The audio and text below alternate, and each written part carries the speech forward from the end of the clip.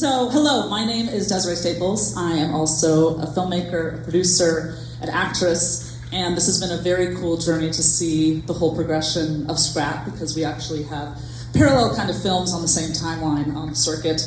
This is really just so special, and I'm incredibly proud to be here. So how did you get the idea for this film? Where did this story come from? I've been working on the film since 2016 now, which is crazy. And like before this, we did a short, and it just, that's how long these things take to get made. Mm-hmm. And originally, around that time, I felt like my neighborhood in Hollywood had changed a lot. There were a lot more tents, people living in their cars. I would see people essentially like living in their car, but then like going to some sort of work during the day and then coming back to their car. And sometimes they would have children with them. And you would see people also living in RVs. And I just felt the city had really changed. And so I was really motivated to tell a story about that. But it occurred to me that a lot of times the portrayals we see of them are very stereotypical. Like it's about drug addiction or the foster care system, or, it's like very dark. And the films are always like, shot in that way where everything's like very desaturated. It's like very grim. And I kind of, started to think like, well, how would I get there? Like from where I am, what would it take to what were all the things that would have to go wrong in my life for that to be me? And so I was interested in exploring the idea of someone who was really losing control of their life. Mm-hmm. And what is it like if the dreams that you had for yourself are just not coming true? And you just feel like you're pushing that rock up the hill and you just can't get it up there. So that was kind of the genesis for the idea of the film. Absolutely. And you see that throughout with, and it's subtle here and there, right? Lana, round of applause for the amazing Lana Parrilla. I mean, this character is so complex, it's so multifaceted. My little heart couldn't take it. I mean, at the beginning, you don't think she's going to have this journey, and it's just so amazing. The first scene, and then the scene, right? She's watching the television with the towel, and then the end, just the growth that she's had. What drew you to this material? What drew you to this role? Well, I've been doing television for 22 years. Wow. And I was on a fantasy show for 7 years. And I was looking for something different than that. I first of all, this came across, my agents presented this script to me, and I read it, and it felt like the right next step for me career-wise. Mm-hmm. Like just to play a character that was a bit more relatable, where I wasn't trying to kill a snow monster or something. So, well, we're not doing that. That's not okay. But I know a lot of women who have been in Stacy's shoes before, and I've been on that journey with them, and it's a tough one, and it can feel very isolating at times and very lonely, even in partnership. And so I was compelled to tell that story. I was moved by her journey and their relationship, with Ben, and hearing more about how she came about writing the script, etc., and also supporting women in the industry. I just said yes. I loved the script immediately, and it was wonderful. It felt like I've been on these giant productions with like millions of dollars, and there was something really great about doing like this indie that just, it felt really human, let's just say. I think that's a great word for it. I mean, as I was watching, I was like, this is a masterclass in a four-pronged, it's truly these four characters and how no one is really the villain. I think, it starts off, you think, and maybe I know because I know you fight snow monsters, so I was like, oh, here we go. The villain arises again. But there's no really, other than Mr.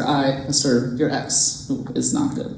He's not great. He's the only villain, I think, or one of the only villains. But everyone else is just humans going through the ups and downs of this world, and that Irish saying, and that scene just tore me apart, that we all feel like that. We've all had those moments, and it makes us neither good nor bad. But yeah, and I think you just like really knocked it out of the park there.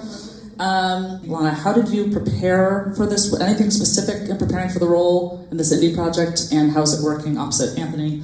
I mean, obviously, you guys. I mean, the chemistry's. This is the second time I've seen the film. It's like, you know what? We really come across as a couple. Yes. and that's hard, right? Yes. Like, I've never met him before, and obviously he's lovely. I mean, the preparation, like I said, was there's some knowledge about that world, learning about IVF, the journey, what it takes, what it does to the body, hormonally, how it changes you physically and mentally, a level of irritability rather, and impatience, and so I love diving into doing research on all this stuff, and so I became very knowledgeable about it, and so that was a huge part of it, and then just honestly showing up and looking at Anthony, looking at Beth, looking at Vivian, and just really connecting with them, it made it really easy, to just be that human, because they were right there with me. Well, you could totally feel that. And Vivian, what was the inspiration for Ben, Anthony making her the bath? That's like one of my favorite things. He always makes her a bath. Was there anything? That just came we to kept you? joking that, I mean, obviously it was like intentional. I wrote it that way, but they have such an interesting marriage because he's like the house husband.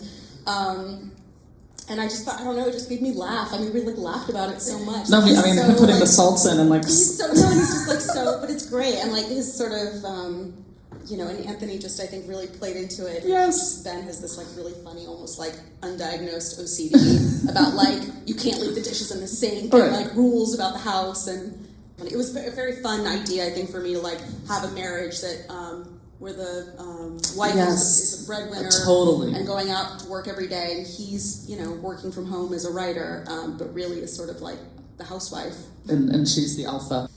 I mean, not playing the villain is great. I did it for a long time, and you can sometimes get put in a box.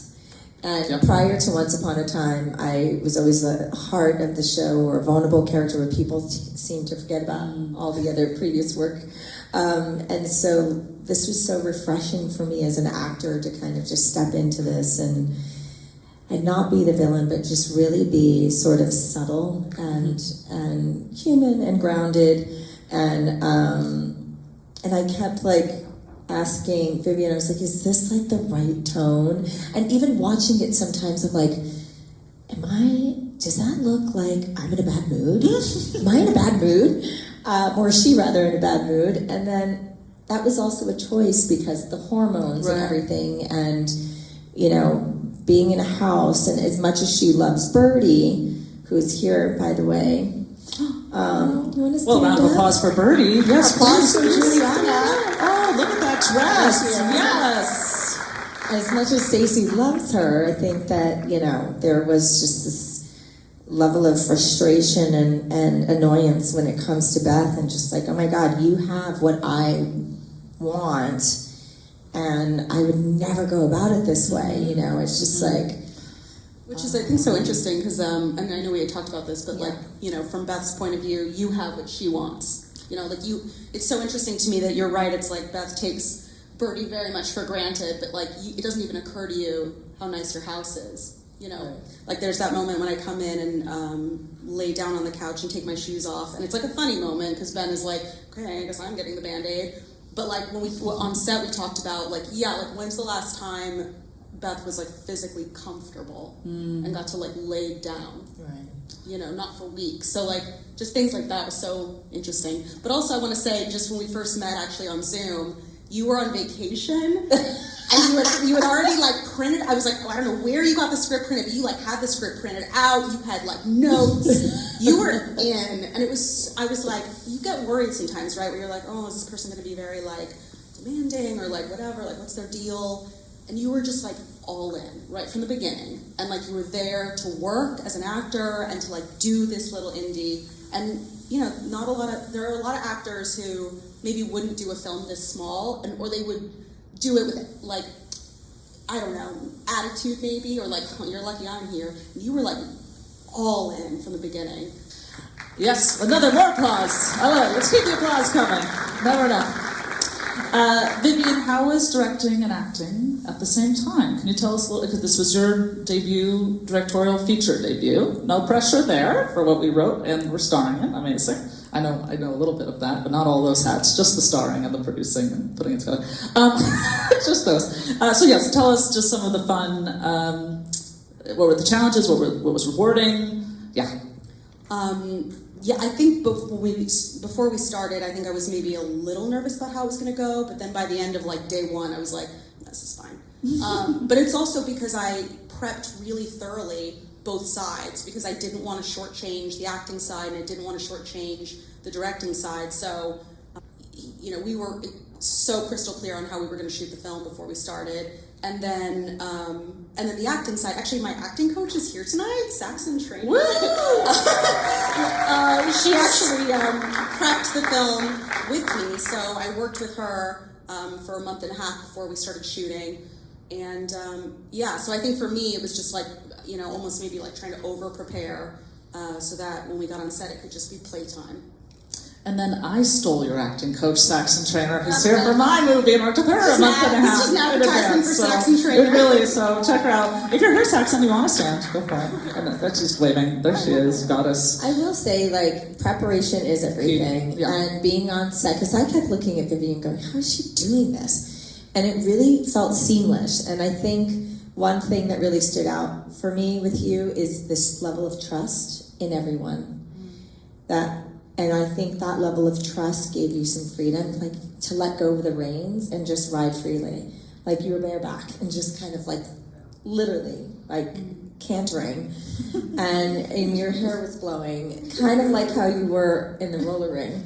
But it really, like looking at Vivian, just like she's on here, I was looking at you with admiration and just so impressed with how there was such an ease on set, and you were so seamless going from, putting on the director's hat and then taking that off and stepping into Beth's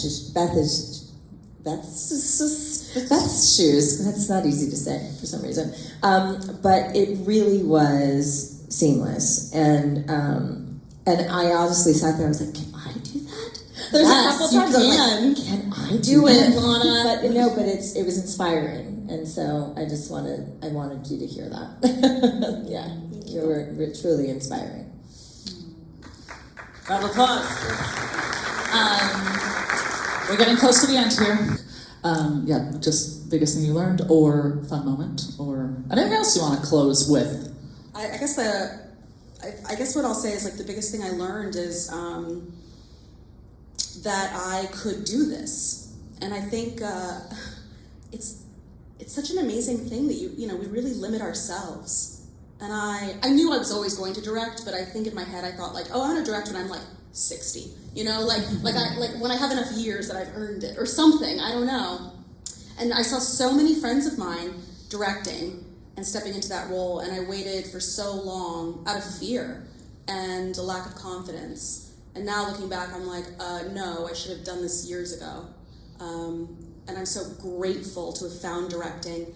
And I love acting. I'll never stop acting, and I love writing. But I'm very grateful to have learned that I can direct. And I'm very excited to make more films. I was going to say, okay, so we got the bug. We got the directing bug.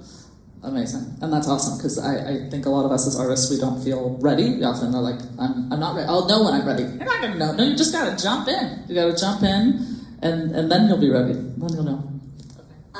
One of my fun moments was stepping into the roller rink, because I've been bi-coastal my whole life, and my sister's 7 years older than I, and she used to go there with her friends. And I was like very nostalgic for me to step in there. I was like, oh my God, it hasn't changed since like 1987. Like it's exactly the same. And there was something really crazy and weird about it, and also really cool. And we were there so late, or early in the morning, you can say. But that was a really fun moment because I was able to kind of like flash back to my childhood. Yeah, and I mean, and also just working with everybody. I mean, it was just wonderful. One last round of applause for you guys, for the cast and crew, everyone here to help make it happen, and just so honored to be here. So thank you for having me. All right, Thanks everyone. Thank you, everyone.